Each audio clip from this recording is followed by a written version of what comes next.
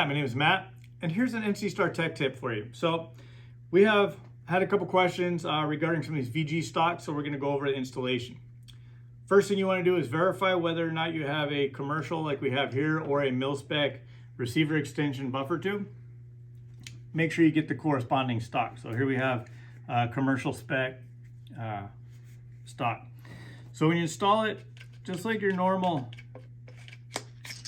telescoping stock, but to put it on, I'm going to have to squeeze it extra hard here at the end and it'll clear. Okay, now it's on here for the multiple settings. To take it off, I'm going to squeeze extra hard again and pull it off. You might need two hands in some cases to get it, but that's how you're going to install it and remove it from your buffer tube.